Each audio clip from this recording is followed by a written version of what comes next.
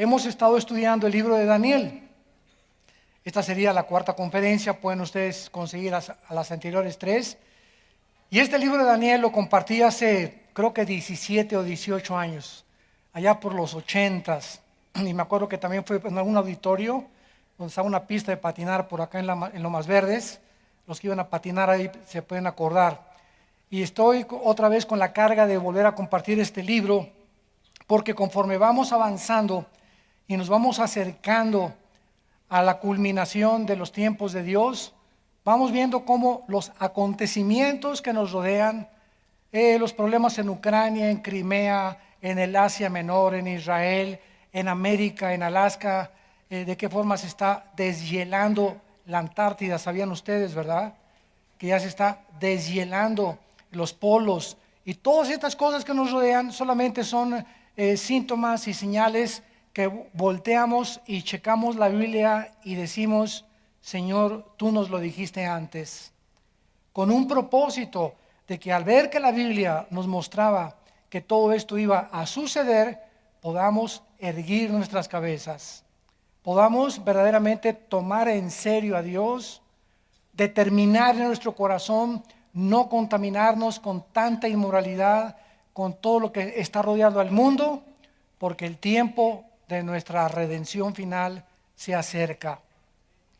Y muchos, ustedes no se imaginan, tal vez millones de personas que venían a iglesias, no solamente a este edificio, porque la iglesia somos las personas que se reunían en diferentes edificios, en diferentes partes, en el mundo entero, que se decían cristianos, que iban a la iglesia el domingo, que tal vez tomaban un estudio entre semana, se van a quedar cuando venga el arrebatamiento de la iglesia por la verdadera iglesia espiritual del Hijo de Dios. Entonces, en la Biblia hay dos iglesias: la iglesia física, que somos todos nosotros los que físicamente llegamos a un edificio. El edificio puede tener el título de bautista, presbiteriano, vida nueva, amistad cristiana, nazareno, pentecostal, carismático, lo que sea. Pero eso no es la iglesia de Cristo. Eso es la botella. Esa es la iglesia física. La iglesia verdadera son aquellos que en espíritu están sirviendo a Dios en esas congregaciones. Y que no son muchos, desgraciadamente.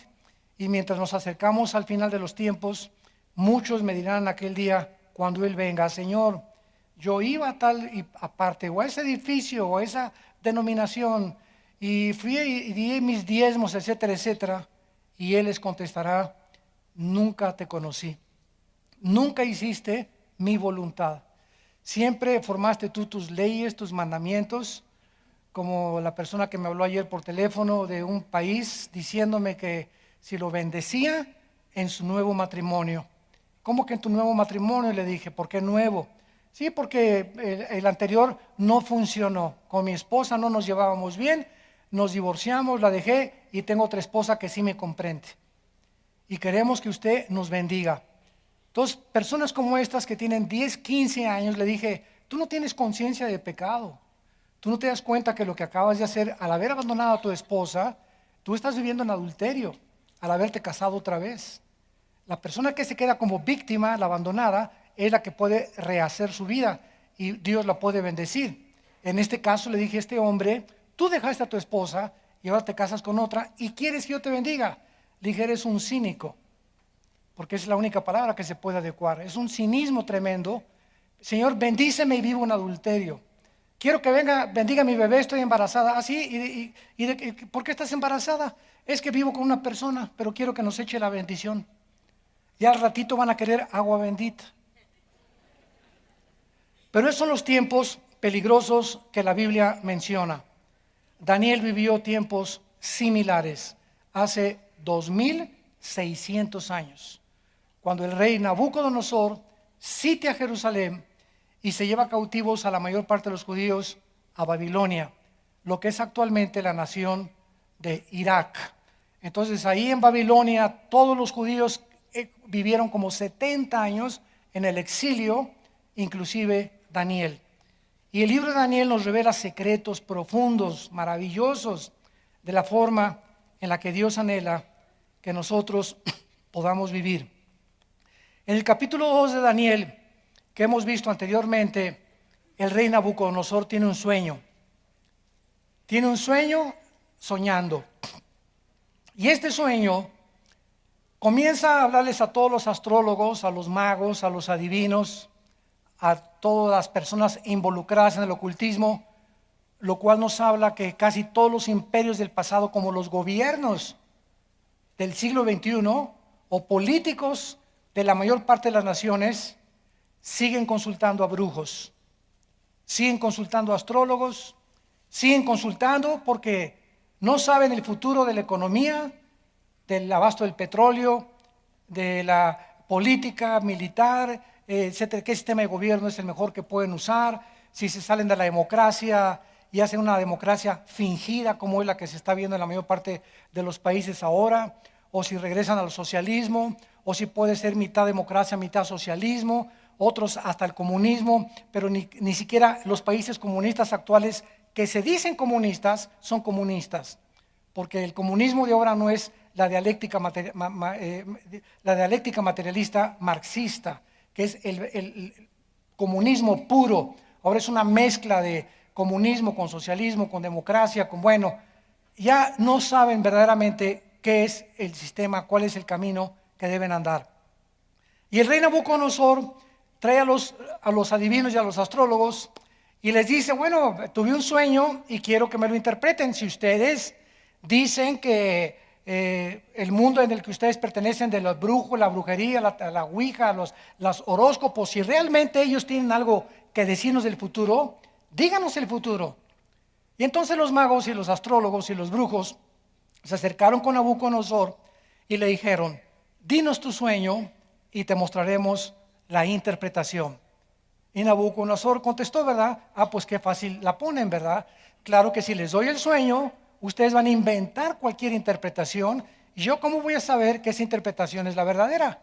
¿Saben una cosa? No les voy a decir qué soñé. Ustedes díganme qué soñé y díganme la interpretación. Total que comenzaron a sudar, les dio calentura hasta 40 grados a todos los brujos, astrólogos. ¿Cómo le haremos? No es posible. Y le dijeron al rey, no hay nadie en este mundo, no hay un hombre en este mundo que te pueda decir lo que tú estás pidiendo. Entonces el rey enojado mandó matarlos. Y cuando llegó la noticia a Daniel, que era uno de los oficiales del palacio de Nabucodonosor, entonces Daniel se acercó a Arioc, al jefe de la guardia de Nabucodonosor, y le dijo, espérense, no se apresuren a ejecutar la sentencia de muerte. Voy a acercarme al rey y le voy a hacer una propuesta. Entonces, versículo 16 del capítulo 2, Daniel entró y pidió al rey que le diese a tiempo y que él mostraría la interpretación. Luego se fue Daniel a su casa e hizo saber lo que había a Ananías, que eran amigos de él, judíos también, Misael y Azarías, sus compañeros, para que pidiesen misericordias del Dios del cielo sobre este misterio, a fin de que Daniel y sus compañeros no pereciesen con los otros sabios de Babilonia. Daniel recurre a aquello a lo cual todos nosotros debemos de recurrir cuando nos encontramos amenazados, cuando nos encontramos perseguidos, cuando no sabemos qué camino tomar. Jamás llegues a decir en tu vida, estoy desesperado. Siempre que una persona, una oveja se acerca a nosotros, los pastores, y me dicen, hermano, estoy desesperada, en ese momento nos damos cuenta que la persona con la que estamos tratando es una persona que ya se salió del camino de Dios. Porque dice 2 Corintios capítulo 4, estamos en apuros, pero no angustiados, perseguidos pero no desamparados, derribados pero no destruidos. O sea, la desesperación es un estado emocional en la que te sientes arrinconado y donde tú crees, por el temor que tú tienes de algo que no ha sucedido, que no hay luz, que no hay escapatoria. Es que no sé cómo cambiar a mi hijo, no sé cómo cambiar, me estoy desesperada. O sea, te arrinconas tú misma o tú mismo en un lugar, en una posición en la que no ves la puerta, donde no ves la salida. ¿Y por qué llegas a esa posición? Por el temor y por la incredulidad. ¿Qué dice Filipenses 4, del 6 al 7? Por nada estén afanados. Y la palabra afán, merima en el griego, significa un estado de intranquilidad, un estado de nerviosismo, un estado de estrés, un estado que te va a llevar a la desesperación, y de la desesperación llegas a la depresión.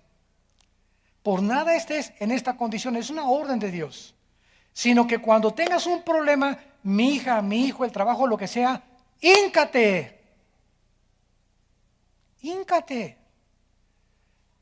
¿En quién crees? Yo creo en la Biblia como en la palabra de Dios. ¿De veras?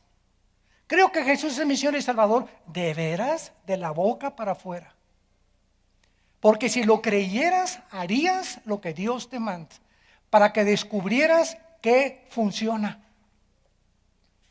Pero no lo haces y llegas primero al pastor antes de haberte hincado delante de Dios. Y cuando llegan con nosotros creyendo que somos dioses, y écheme la bendición, les repito, casi ya están pidiendo agua bendita que les echemos. Como oí un pastor en África, no sé dónde, que ya está usando agua bendita, eso sí, nada más la vende en su iglesia. Así estamos en el mundo que estamos viviendo. Entonces, tenemos que entender eso, ¿verdad? Sean conocidas, dice Filipenses 4, 6 y 7.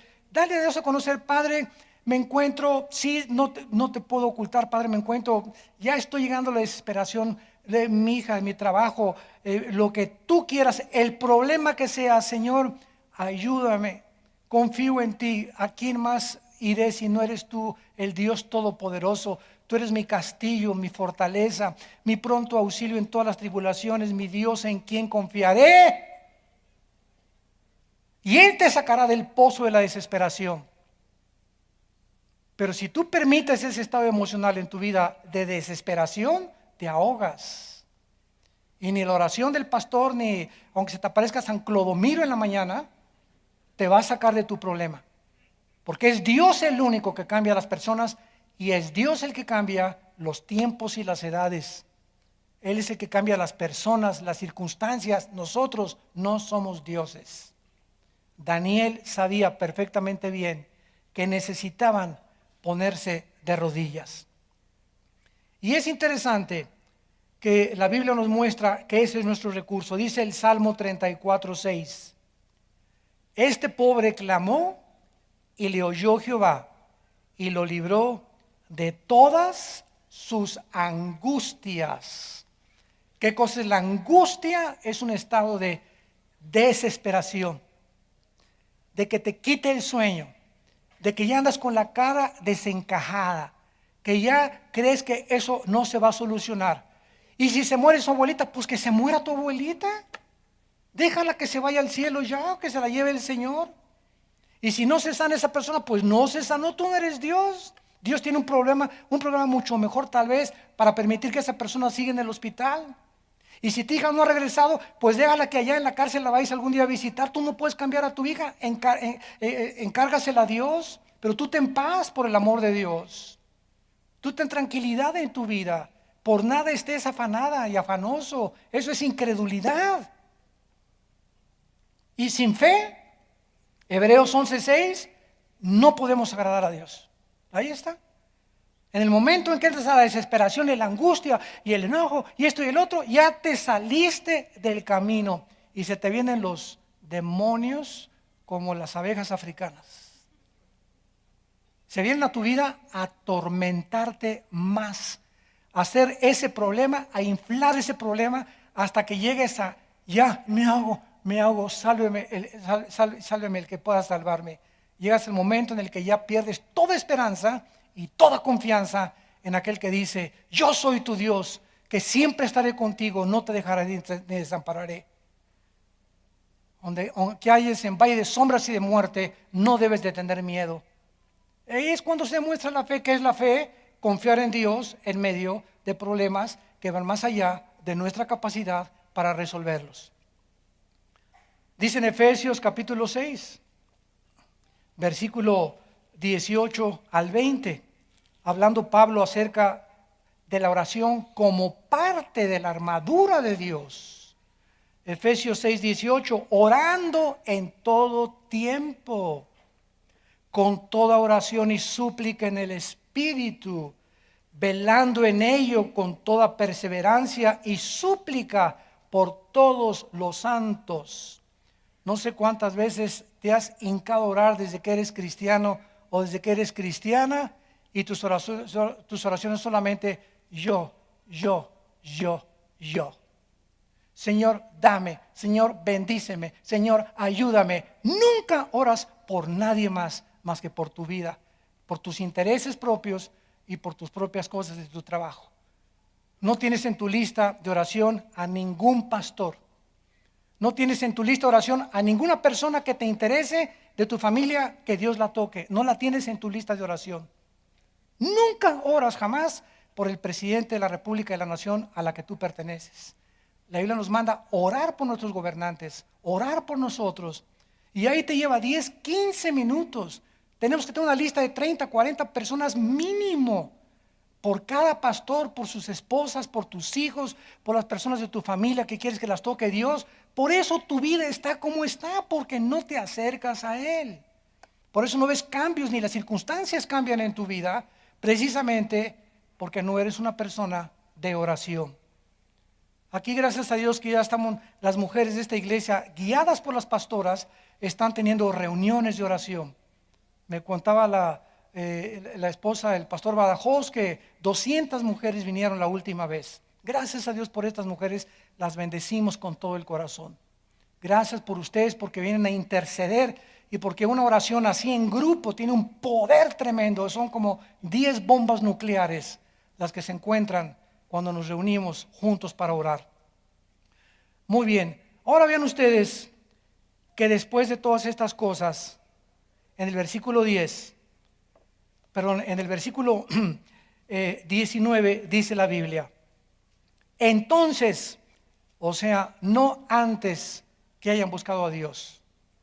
No es antes que busques a Dios que Dios te va a explicar la predestinación. No es antes que busques a Dios que te va a explicar cómo fue que los ángeles caídos se metieron con las mujeres. Ay, esto no puede ser, hermano, porque los ángeles no tienen sexo. No es antes de que tú estudies la justificación, la santificación, la gracia, los pactos y las doctrinas elementales, el libro de Romanos. No es antes que tengas la A, la B y la C, los cuadrados, los logaritmos y las sumas y las divisiones, que vas a entender cálculo diferencial. Pero así están los cristianos, nos llegan correos. ¿Y por qué esto? ¿Y por qué aquello? Y son personas que quieren respuestas de nosotros y son personas que preguntan sin haberse discipulado. Yo a esas personas les estoy contestando, mira, antes de que te conteste, ¿te discipulas entre semana con alguien? Aparte del domingo, ¿tomas estudios bíblicos? ¿Vives cerca de Dios? Entonces tú quieres tener respuestas y quieres alegar y quieres preguntar, pero tu vida interior, tu vida espiritual está muy lejos de tener comunión con Dios. Y Dios no es un genio de la lámpara de Aladino, Dios, que se mueve a nuestros caprichos. Tenemos que pagar el precio de que las rodillas nos crezcan como las rodillas de los camellos, que las tengamos ya hasta con callos, de que tanto tiempo pasamos hincados orando por nuestros hijos, orando por las circunstancias, y después de pararnos y salir de oración, llegar así a todos lados. Aleluya, Dios, gloria a Dios vive. Hermana Panchita, pero ¿cómo es posible? Si usted, su hija, casi le pega en la mañana. Sí, ya lo sé, pero Dios me dijo que se va a encargar de ella. Yo guardo mi paz y aleluya, te alabo y te bendigo, Señor. Esa es la hermana Panchita. Y no, hermano, ya llegué, y mi hermana se fue, y no me puede ayudar. Shh, ya cállese. Regrésese a su cuarto a orar, regrésese a buscar a Dios, y entonces viene a poner sus peticiones, no delante de los hombres, sino delante de Dios. Dice el versículo 19, entonces, el secreto fue revelado a Daniel en visión de noche. Hay un precio para entender los caminos de Dios. Hay un precio para entender las cosas profundas de la Biblia. Hay un precio para poder comprender los pensamientos y los caminos de Dios, que no son nuestros caminos ni nuestros pensamientos. Y es vivir de rodillas, vivir cerca de Dios. Ahí viene la respuesta, ahí viene la revelación, ahí viene la visión. El secreto le fue revelado en visión de noche, por lo cual bendijo Daniel al Dios del cielo. Y Daniel habló y dijo, escuchen la oración de Daniel: sea bendito el nombre de Dios de siglos en siglos, porque suyos son el poder, solo el poder para cambiar a las personas es de Dios. Hace unos momentos en las primeras conferencias llegaron 3 niños lindos a preguntarme, como 10, 11 años de edad, 3 hermanitos: pastor, ¿qué hacemos para que mi papá se convierta? Y les contesté: orar. Porque ninguno de ustedes, les dije, ni yo tampoco, no hay nadie que cambie a nadie. Si quieres que tu esposo cambie, si quieres que tu papá cambie, que tu abuela, que tu primo, que tu jefe de trabajo, no hay nadie, porque de él es el poder. El poder para transformar a un borracho en alguien sobrio, un drogadicto en un hombre trabajador, una prostituta en una mujer trabajadora y una mujer honesta y moral. Dios es un homosexual en una persona normal, una lesbiana en una mujer normal. Solo Dios puede cambiar los seres humanos. Y Él escogió en su soberanía que nosotros colaboráramos con Él orando por esas personas. Así, eso a mí me da mucho descanso, porque cuando tengo un problema, ¿verdad?, en mi casa, o mis hijos, mi esposa, mis primos, o lo que sea, yo no puedo cambiar ni a mi esposa, ni a mis hijos, ni ellos a mí, y siempre les he dicho a mis hijos, ¿verdad?, oremos unos por otros, porque yo tengo muchos defectos, tú tienes muchos defectos. Le digo a mi hijo, a mi hija, mi esposa, le digo, dime mis defectos, etcétera, etcétera. Todos somos imperfectos, pero a través de la oración Dios cambia las circunstancias, y a través de la paciencia. Tenemos el testimonio, ahora que vayamos bueno, cada año, ya saben, estamos yendo, ya escogimos, íbamos a Acapulco, ahora estamos yendo a la Riviera Maya, sale hasta más barato, mejores hoteles, gracias a Dios. Y el año pasado que estuvimos en la Riviera Maya, en un hotel precioso, una pareja se acercó y nos dijo, él me dijo, Armando, yo tenía hace 7 meses creyendo que mi esposa no iba a cambiar. Terca como la mula del Antiguo Testamento, me dice. Ya con eso le dije, me dijiste todo.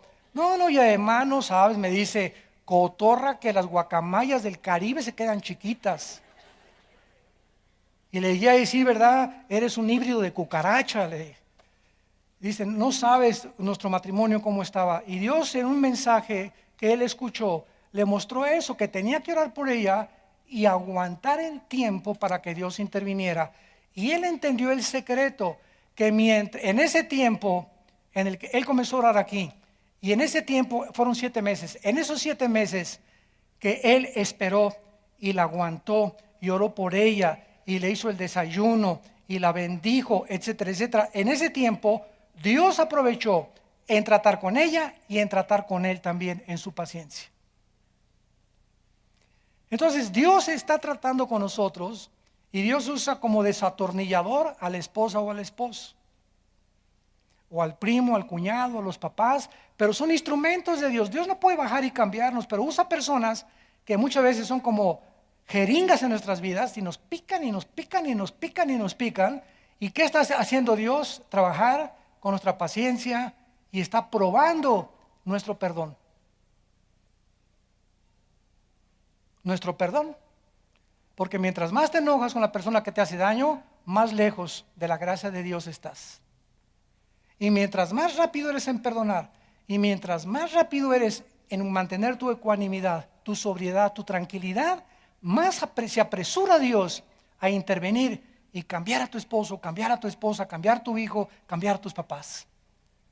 Pero en ese periodo de tiempo, Dios trata con nuestro corazón. Así que nadie está en el milenio, ni podemos irnos a un lugar donde nadie nos moleste. Estamos en un mundo llenos de lobos. Y las ovejas es el único animal que no se puede defender. ¿Qué está diciendo Dios? Estamos en un mundo donde vamos a ser agredidos, perseguidos, humillados, calumniados, traicionados, y tú nomás haz. ¿Por qué? Porque yo soy tu Dios y tu escudo. El Shaddai.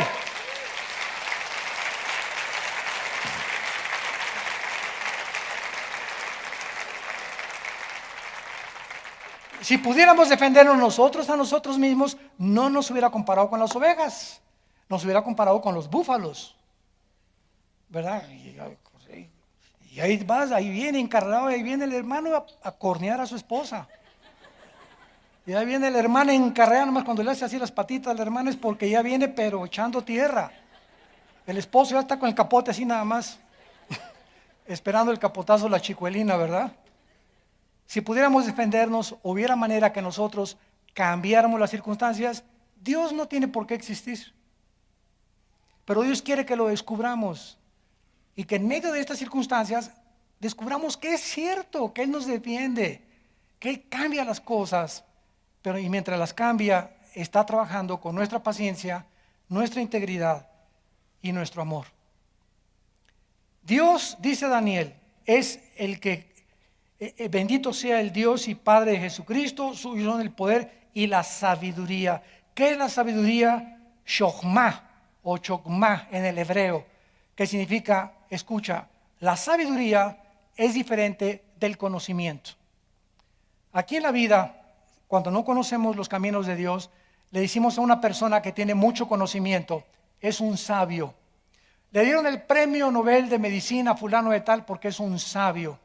O es un sabio el que descubrió tal planeta o lo que sea, ¿no? Nosotros juntamos la sabiduría con el conocimiento porque no tenemos una definición específica de la sabiduría ya que viene de Dios.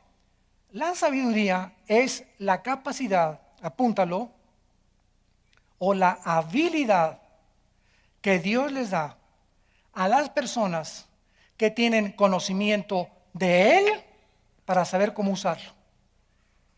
Entonces tú puedes tener conocimiento de Dios. Yo sé que maridos amen a las mujeres. Yo sé que tengo que diezmar. Yo sé que tengo que orar por mis hijos. Yo sé que tengo que hacer estas cosas. Tienes el conocimiento. Sabes y conoces muchas cosas de la Biblia, pero no las haces. Entonces, cuando no haces lo que conoces, comienza tu personalidad a desintegrarse. Virgen de Lourdes. Es lo que llaman los psicólogos desórdenes múltiples de la personalidad. O sea, dices una cosa y haces otra cosa.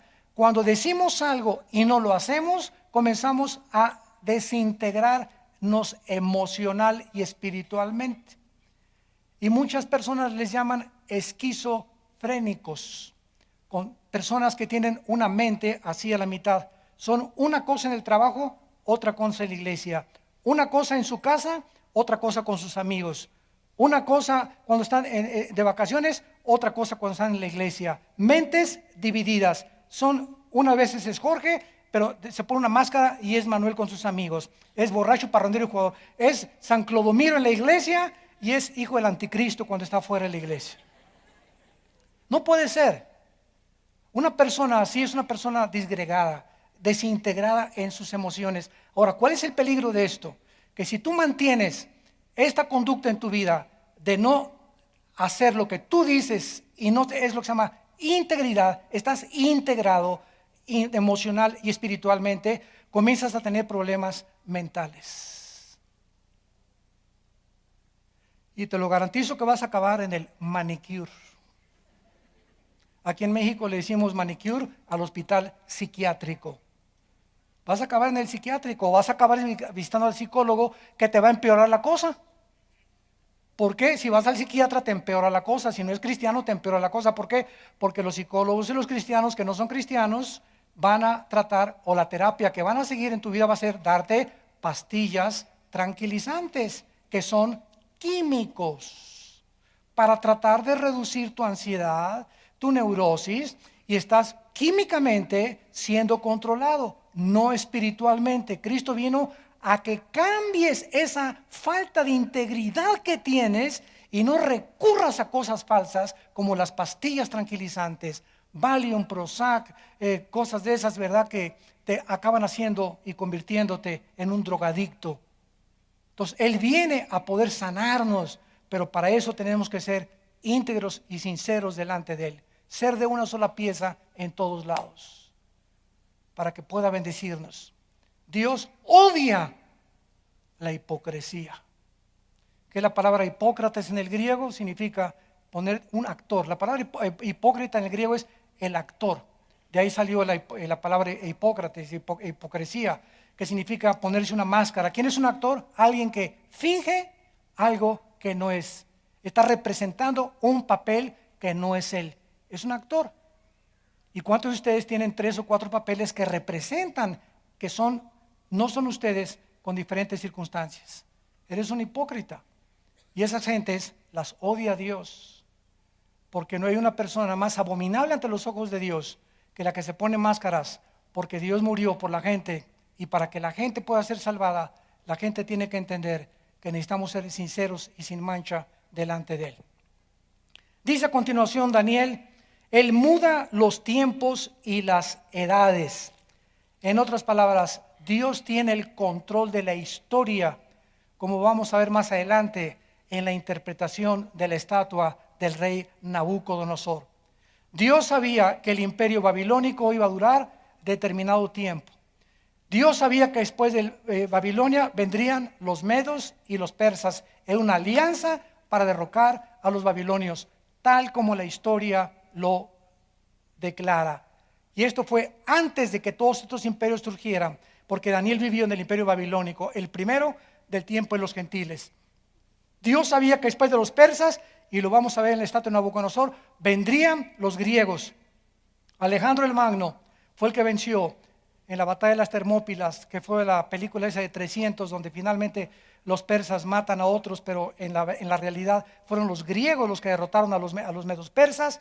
Iba Alejandro el Magno a tener el imperio griego, y después el imperio romano, que vendría a conquistar a los griegos, absorbería a Roma la cultura helénica, y comenzarían a través del griego koiné a llenar el Medio Oriente y el imperio romano con el griego y las costumbres griegas, etcétera, etcétera. Los días de la semana, lunes, martes, miércoles, jueves, viernes, sábado y domingo, vienen de Grecia. Todo esto viene, no se imaginan, todo viene de Atenas y de Jerusalén. El inicio de la historia humana tiene 2 baluartes, 2 cimientos: Atenas y Jerusalén. De ahí viene todo: la cultura griega, el derecho romano, el derecho legal, las religiones. Todo tiene su origen en estas partes geográficas del mundo en que vivimos. Entonces Dios es el que muda los tiempos y las edades. Hay tiempo de llorar y hay tiempo de reír. Hay tiempo de sembrar y hay tiempo de cosechar. Ahora, si Dios determina el tiempo, imagínense esto: yo soy ranchero, voy a sembrar mi maicito. Siembro mis semillas de maicito. Que salga ya. Que salga ya. Ya sal. ¿Se imaginan ustedes? Y ando como león enjaulado ahí en mi casa, para arriba y para abajo. Oye, viejo, me dice mi esposa: ¿por qué? Porque no sale el maicito. Yo quiero que salga ya. Mi esposa, si es cristiana, me contesta: mi amor, los tiempos son de Dios. Es Dios el que determinó cuándo iba a crecer ese maicito. Y en ese tiempo está trabajando con tu paciencia, viejo. Está trabajando con la perseverancia, y tú vas a seguir mientras regando y regando y regando para que tengas la cosecha, porque los tiempos son de Dios. Dios tiene un tiempo para que te cases. Me quiero casar, ya. ¿Sabes una cosa? Vas a escoger a la persona equivocada. Dios quiere que te cases, pero tal vez si te precipitas y no tienes paciencia para esperar el tiempo de Dios, no es el tiempo tuyo, es el tiempo de Dios. ¿Cómo lo sabes? Porque te va a traer un gansito marinela. ¿Qué vas a saber? Que es un joven que lee la Biblia, que pregúntale si ama a Dios más que a ti, porque si no ama más a Dios que a ti, no merece que te cases con Él. ¿Por qué? Porque si no ama más a Dios a ti, tampoco te va a amar a ti, y cuando se encuentre otra mejor que tú. Pero cuando alguien ama más a Dios que a la novia, que al próximo prometido o que cualquier otra cosa, es una garantía de que te va a ser fiel toda su vida. Y eso es lo que tenemos que entender, porque los tiempos son de Dios. Hay tiempo de llorar cuando perdemos un ser querido, hay tiempo en las fiestas de reír. Todos estos tiempos pertenecen a Dios, forman parte de la vida. No toda la vida es risa, ja, ja, ja, ja, ja, ji, ji, ji, ji. No toda la vida es todo es llorar, reír, sembrar, cosechar, juntar, destruir, edificar, quitar, derribar. Hay tiempo en la vida para todo. Hay tiempo de descanso. En las vacaciones no te lleves la laptop de tu trabajo, por el amor de Dios, Santa Cachucha. Vas de vacaciones, es tiempo de tirarte como lagartija ahí. No pienses en nada, aleluya, gloria a Dios. Yo no sé si vamos a comer la semana para que entran. Yo no sé nada, aleluya. Mis hijos, mira qué bonita la playa, te me corriendo a la playa con tus nietos, con tus hijos, etcétera, etcétera. Disfrutas y no estás ahí, el trabajo y esto y el otro. Ni siquiera puedes disfrutar el tiempo que es de descanso porque no tienes los tiempos de Dios en tu corazón. Hay tiempos de viajar, en los tiempos de viajar también igual, es conocer, ir a Jerusalén, Nueva York o Canadá, o las grutas de Caumilpa, o las minas de Tasco, o lo que sea. Es tiempo de viajar, de conocer, y me desconecto de todo lo demás, porque es tiempo de eso, es tiempo de conocer y de viajar. No quiero ocupar mi mente en otras cosas, porque Dios me ha programado de esta manera, que disfrute la vida en todo. Es tiempo de reunirnos aquí el domingo en la iglesia, alabar a Dios. No estás aquí y mi lavadora y se descompuso y mi esposo y estás aquí y todo eso te impide recibir esta palabra porque tu mente está en otro lado. Es tiempo ahorita, una vez a la semana, si no tienes otro tiempo más que el domingo, el día que sea, es tiempo de escuchar a Dios en la Biblia. Es tiempo que reflexiones sobre lo que hiciste la semana pasada, lo que hiciste ayer, antier. Es tiempo de que mañana cambies todas estas cosas de ayer y de antier, mañana sean otra cosa diferente. Y así vamos de gloria en gloria en Cristo Jesús, porque Él es el que controla la historia. Y dice Daniel en el versículo 21, y pone reyes y quita los reyes. ¿Puso Dios a Hitler? ¿Puso Dios a Saddam Hussein? Yo he tenido este tipo de interrogantes en los debates que tengo con ateos. Son clásicos de ellos. Clásicos. Y si Dios es soberano de todas las cosas, ¿podría Dios hacer una piedra más grande que no pudiera cargar? ¿De cuál fumaste, compadre? En primer lugar, el poder de Dios no se mide a través de las fuerzas que tiene Rambo o que tiene Mr. Universo. Y en segundo lugar, si Dios crea una piedra más grande que la que pueda cargar, ¿verdad? Ya no sería Dios, porque eso es ilógico, filosófica y lógicamente. Entonces, así hay mucha gente y Dios puso a Hitler. Dios no lo puso a Hitler. Dios dejó la libertad del pueblo alemán en el hambre que tenían al haberlo abandonado a él y haber oído las mentiras de este dictador que crearía una raza aria, de haber permitido que fueran engañados. ¿Por qué son engañados los que están en las sectas? ¿Dios puso a ese pastor para que engañara a las gentes? No. Dios puso a ese para que la gente esa que no lo busca sea engañada con otros falsos pastores. Porque Dios dice en 2 de Tesalonicenses, envía un poder engañoso para que crean a la mentira. Una vez le pregunté a unos estudiantes de seminario, ¿cuántos creen que Dios engaña? Todos se quedaron así serios. No, imposible, Dios, pues no conocen la Biblia. 2 de Tesalonicenses 2 dice la Biblia claramente que Dios engaña a aquellos que ya fueron engañados para engañarlos peor y se hundan todavía más, porque rechazaron el conocimiento de la verdad. No se contentaron con conocer la justicia. Entonces, ¿cuál es la tragedia de no creer en Dios? Que acabas creyendo cualquier cosa. Todos aquellos que han rechazado a Cristo acaban en las sectas, mormones, cientología, la calibá, la cabala, filosofías orientales, budismo zen, con pastores como Jim Jones en el 78, que se llevó a la Guyana a casi 1000 personas y les dijo que él era Dios y los envenenó a todos.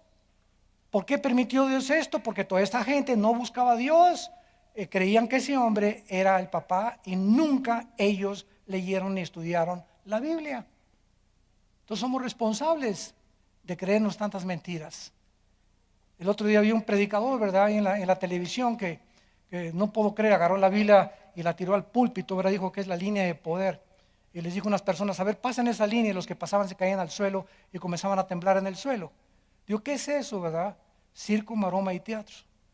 Ahora, yo estoy en una reunión de esas y me paro y me salgo, porque toda esa gente hasta aplaudieron. ¿Por qué? Porque viven engañados, porque no se dan cuenta realmente de qué es la verdad y qué es la mentira. Y la Biblia, la iglesia se está convirtiendo en un circo de demostraciones de cosas sobrenaturales, porque la gente lo que busca es la emoción y milagros y sanidades y esto y el otro, y cero conocimiento de la palabra de Dios. Dios, dice la Biblia, es el que quita y pone reyes, quita los tiempos, pone los tiempos y las edades, da la sabiduría a los sabios y el conocimiento a los entendidos. Y dice, Él revela, versículo 22, lo escondido y lo profundo, y conoce lo que está en tinieblas. ¿Saben ustedes qué es el temor de Dios? A la luz de este versículo, el temor de Dios es saber y tener la conciencia plena en mi vida de que Dios me ve lo que hago cuando estoy escondidas, cuando nadie me ve. Pero como tengo el temor de Dios, entonces no me le escondo. Yo sé que nunca me voy a esconder de Él. Y que aunque vaya viajando y me meta a un hotel y nadie me vea, no voy a ver pornografía. No me ve mi esposa, no me ven mis hijos. Estoy solo en el hotel. Puedo darme el gusto de la pornografía porque no tienes el temor de Dios. Pero cuando estemos conscientes de que Dios conoce lo profundo y lo escondido, y que no podemos hacer nada escondidas de Él, tenemos temor de Dios y nos conducimos conforme al temor de Dios, y Dios nos bendice. ¿Se acuerdan de José? Génesis 37, llegó la leona de Santa Julia, la esposa de Potifar. Pepinillo, come here, just ven, Pepito, para acá. Aquí, chencheche, le voy a contar un cuento. Como el marido andaba allá en la guerra, ¿verdad? Y José entró al aposento de la mujer esta, y en cuanto ella vio, ¿verdad?, ella sin temor de Dios, no está mi marido, despidió a todos los negritos que andaban por ahí de eunucos, ¿verdad?, y a todos los sirvientes, ¿verdad?, y que agarra a José del saco, ¿verdad? Ven para acá, Pepillo, te voy a contar Alicia en el País de las Maravillas. Le voy a contar un cuento a mi nene. Y agarró José y de veras, ay, me gustan mucho los cuentos. ¿Eso dijo José? No, ¿verdad? Agarró y se pegó la carrera y se quedó ella con el manto de él. Y se enojó tanto ella que cuando llegó su esposo Potifar le dijo, mira, aquí tengo la prueba de que este sinvergüenza quiso venir aquí a abusar de mí. Y lo metieron a la cárcel y no se amargó. Ahora, ¿por qué José no tuvo relaciones, verdad, con esta mujer? Tampoco nadie lo veía a él. Ella no iba a decir nada, menos él.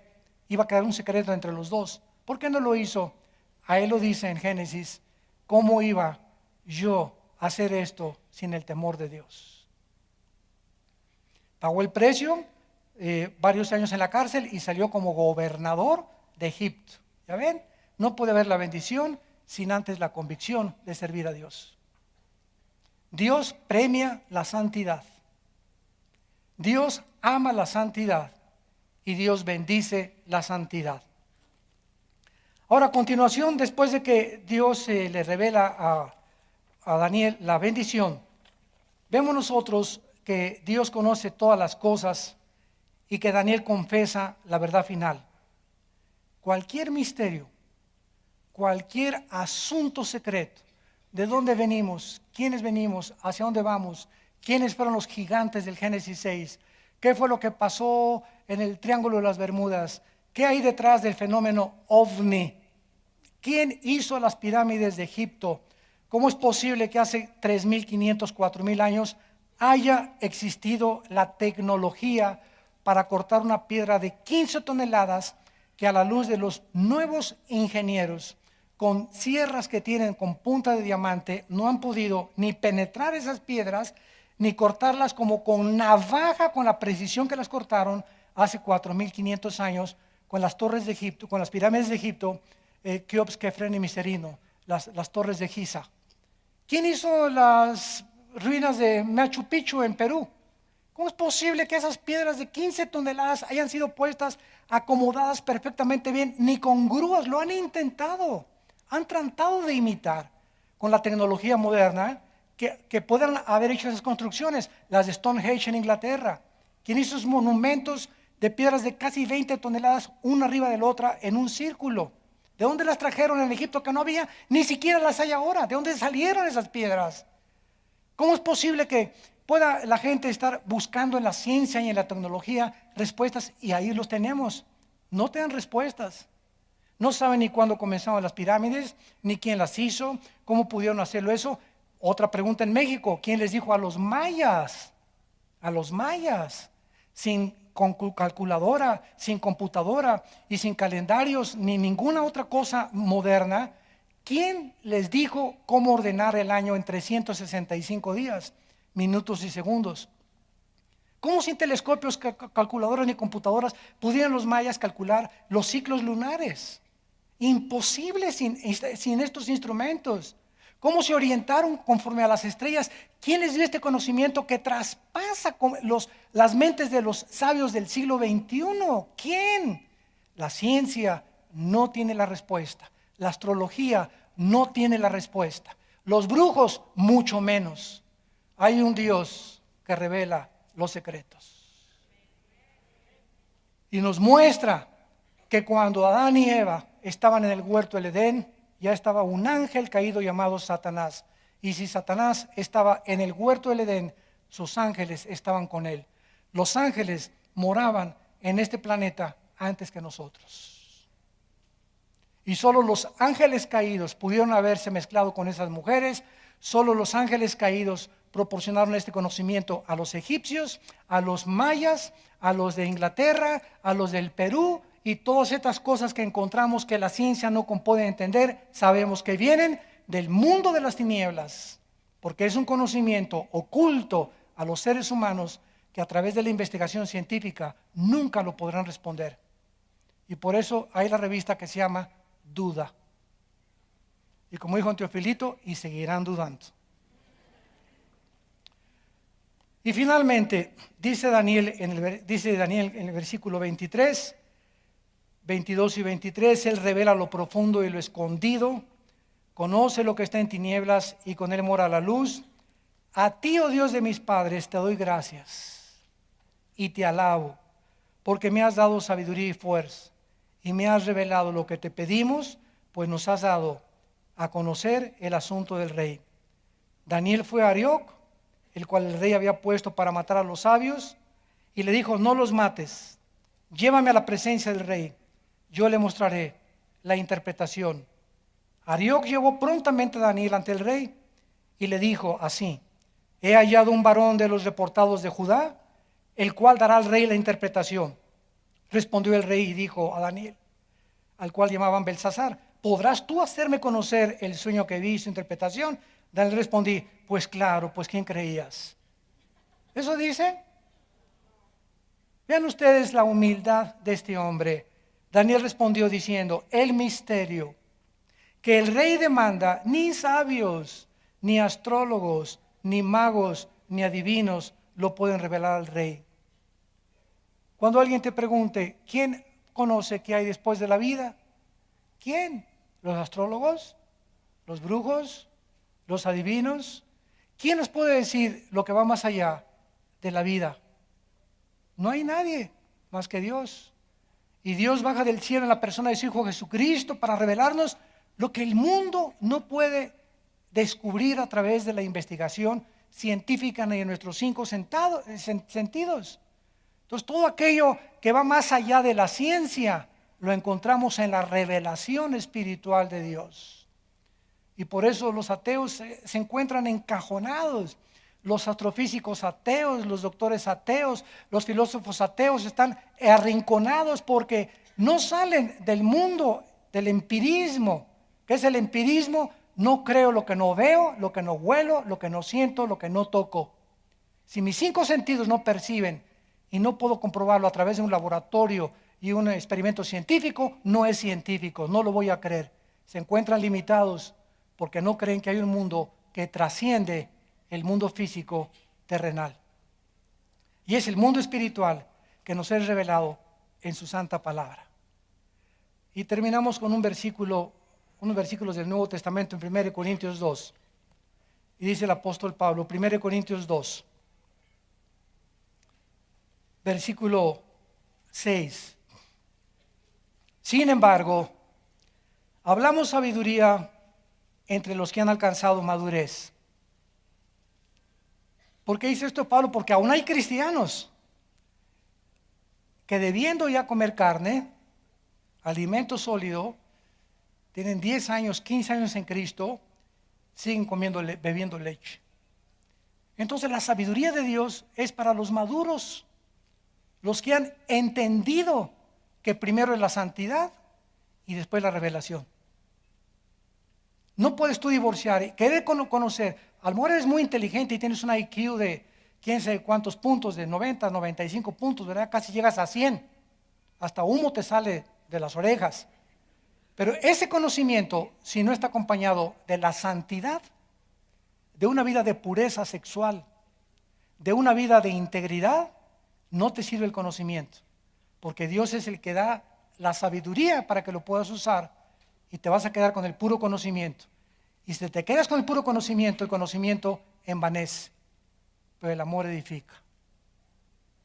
Entonces necesitamos el conocimiento ser acompañado del amor por los demás, para que Dios nos pueda revelar los misterios.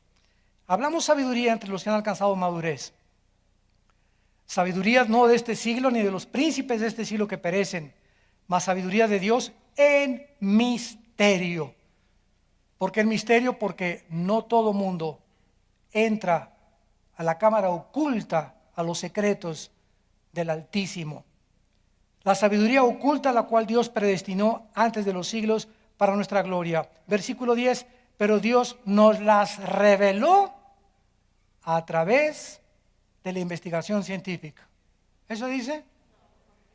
A través del yoga, a través de la meditación trascendental, a través de Walter Mercado. Es el Espíritu Santo. Cristo sube y baja el Espíritu Santo al mundo. Y cuando el Espíritu Santo, cuando alguien recibe a Cristo, el Espíritu Santo entra a tu vida. Cristo ya se fue. El Espíritu no puede estar cuando sube a Cristo. Cristo sube, el Espíritu baja. Entra a tu vida. Y es el Espíritu de Dios, cuando recibes a Cristo, el que nos destapa la calabaza. El que nos arranca las vendas. Y comenzamos a ver la vida, mi trabajo, mi familia, mi esposa, mis hijos. Comienzo a ver todas las cosas, los árboles, el universo. Comienza todo a cobrar propósito y significado. Comienzo a entender quién soy, por qué nací, de dónde vengo, cuál es mi meta final, a qué debo de invertir mi dinero, mi salud, mis pensamientos, qué es lo que debo llenar en mi mente, qué películas debo de ver, qué libros debo de leer. Comienzo a ser transformado por el Espíritu de Dios.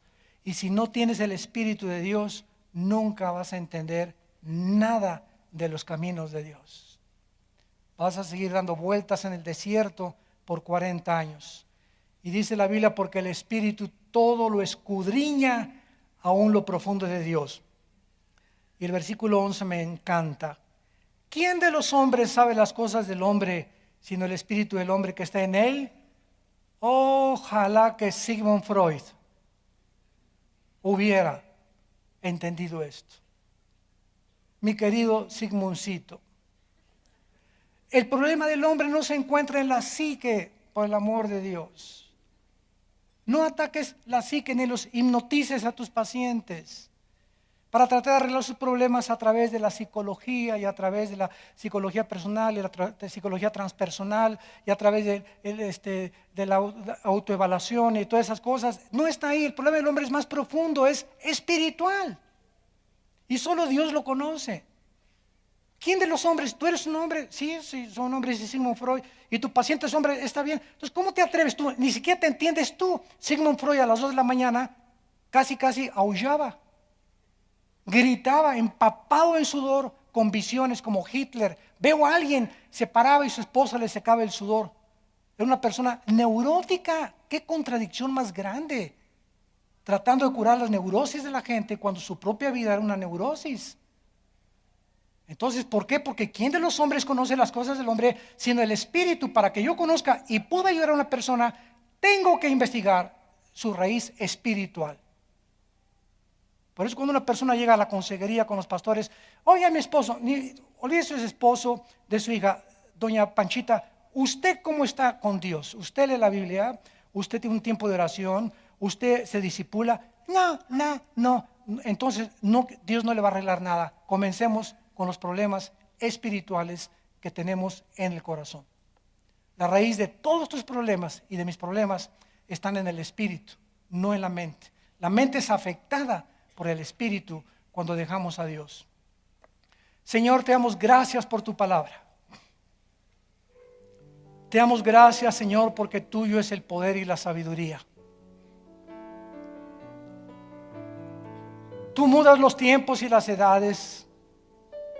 Tú quitas y tú pones a los gobernantes. Tú conoces lo que está escondido. Tú revelas lo profundo. Contigo mora la luz. A ti, Dios de nuestros padres, de Abraham, Isaac y Jacob, te adoramos y te bendecimos. Porque tú eres el Shaddai. He aquí yo estoy contigo, dice el Señor, no te dejaré, no temas. Saca de tu vida el temor, porque en el amor no hay temor. De donde el que teme vive atormentado, porque el temor es el tormento del corazón. He venido para que tengan vida y para que tengan vida en abundancia. Yo soy tu Dios que nunca te dejaré ni te desampararé. Estaré todos los días contigo hasta el fin del mundo. No temas. Siempre te ayudaré, siempre te podré fortalecer. Solo no te alejes de mí. Así como la rama no puede llevar fruto si no está unida al árbol, al tronco, así ustedes, separados de mí, óiganlo, nada podrán hacer. Porque tú eres nuestras fuerzas, tú eres nuestra protección, nuestro escudo. Tú eres, Señor, el todo de nuestra vida, nuestro pronto auxilio en todas las tribulaciones. Tú eres el que nos sacas del hoyo de la desesperación. Tú eres el que cambias y transformas nuestras circunstancias. Tú eres el que nos llenas de luz y nos muestras y nos dices, esfuércense y sean valientes. Estoy con ustedes. Nadie te podrá hacer frente durante todos los días de tu vida. Como estuve con los grandes hombres del antiguo pacto, así estoy yo con ustedes hasta el fin del mundo. Hay muchas personas en este momento que nos oyen a través del internet o a través de la televisión que no han invitado a Cristo a sus vidas, que viven en tinieblas sin entender el propósito y el significado que tiene la vida delante de Dios. Invítalo con esta oración a tu vida y dile, Señor, perdona mis pecados. Creo que en la cruz Cristo con su sangre pagó por ellos y que a los 3 días resucitó de entre los muertos.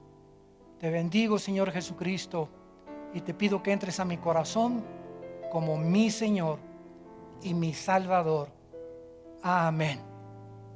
Amén y amén. Gracias a Dios por su palabra. Gracias a Dios por su palabra. Alabado sea el nombre de Jesús. Alabado sea el nombre de Jesús. Alabado sea el nombre de Jesús. Nos ponemos de pie para recibir la bendición pastoral.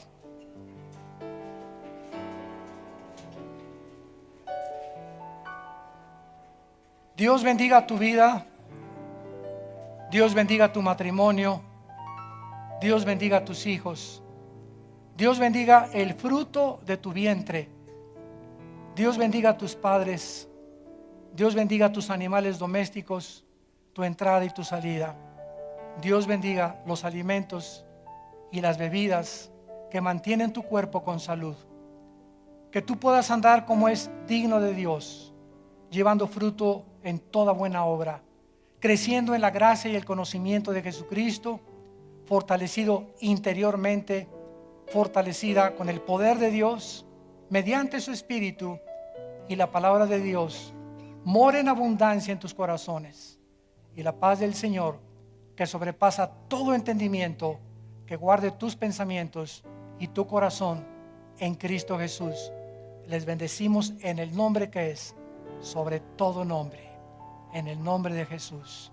A Él sea la gloria por los siglos de los siglos. Amén.